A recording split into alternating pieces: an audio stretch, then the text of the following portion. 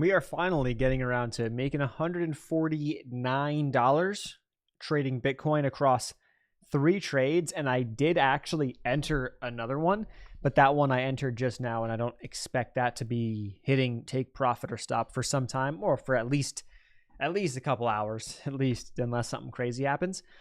So I figured I'd recap all the Bitcoin trades I have yet to recap. And 2 of them were kind of ongoing at the same time. One was a short term, one was a bigger picture. So I'll kind of recap all of that. But the first one right here was a fat finger, which I recently changed to disable one-click trading. Good thing that I did that because I was fat fingering some trades by accident. But we made 238 on this Bitcoin trade right here. And then what we did was we then traded, that was a day trade. So I'll talk about that separately, or I'll talk about that one first.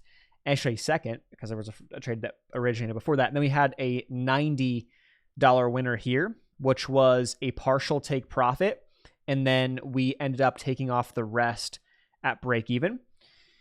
Could have been a lot more. It was up over $200 at one point on that trade, but I did lock in 90, so I'm not going to complain. And then it just went to ultimately stop me out. And then I took a day, well, wasn't supposed to be a day trade, but I took what was a trade on Bitcoin on the 25th, which lost 180. So that's how we come out to that 149 number on Bitcoin. And then I'm also in a trade on the inverse, which I'll explain. I'll kind of talk about all that right now in this video. So let's get to the charts on TradingView. And first things first, what I do want to do is I want to go to the 4-hour time frame. This is where I originally had the idea. Now, I did not get filled at a perfect point on this trade, which would have been like ideally on the breakout right here. I don't normally trade breakouts on trends. And so this one was a trade that I had to say to myself, do we want to trade this based off this beautiful flag break right here? Or do you want to wait for a horizontal breakout? And so I said, I'm going to play it. I like what I'm seeing. I like the strength. I'm going to give it a go. And so I got in. And I originally got in right in here, and I was looking for a move up towards just north of 69,000, which would have been a 3-to-1 risk reward, which is like, honestly, as I look back, I was asking for it. I was kind of pushing, and I didn't need to push almost on that in that specific scenario. So we got nicely up there. I did take some partial profits at 68K. My plan was to sell at 68, 69, then my final take profit hit. And we got 68, so where I took partial profits, about a third of the position off, and then it ended up not going to the take profit and eventually bleeding, and boom, I moved my stop loss to break even. That's where I got stopped out. So that was the $90 trade. Then inside of this, so we had this move ongoing. Inside of this, I decided to trade Bitcoin on the 5-minute time frame last Friday, which I thought at the time, well, it was a good trade. It was really just a beautiful setup. I mean, you had the higher time frame alignment, which is why I felt really good about this trade setup. And so that's what I decided to do. So I had this line drawn in, and I saw Bitcoin make a big push on heavy volume, consolidate here, try to pull back, snap right back, give it a couple more candles, then broke out on, again, very heavy volume. So I went long, and that trade was the trade that made about $238 and had a very nice, pretty straightforward win. Didn't have to really deal with drawdown at all. Just pretty much went straight to the upside and then slowly kind of grinded its way up on Friday afternoon. So that was the second trade, although I sold the full position first, but it was originally entered second after the bigger picture swing was entered. So just something to think about there. And then the third trade, which we had taken on the 25th, we lost $180 on.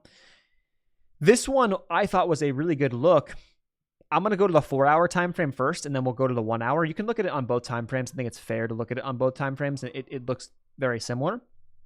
But we have Bitcoin, bigger picture, right? We can say Bitcoin is in a downtrend based off the higher time frames, lower highs, big picture, like daily time frame. You go to the 4-hour time frame, the past couple of days, you see, okay, Bitcoin is trending to the downside. We are approaching what is a potentially an interesting spot, how it's retracing the spot that it broke out right here. So if we break down below that, I think we can see a nice downside move. And I was like looking in here like, oh my gosh, we have some range. We have some room. So I'm looking for this. I enter this on the live stream. And then what happens? Whew, boom, right back. Now you can see it better on the 1 hour time frame. If I jump to a 1 hour time frame, you can see what I'm talking about. You had a very picture perfect setup that I will trade all the time. I will never not trade this setup.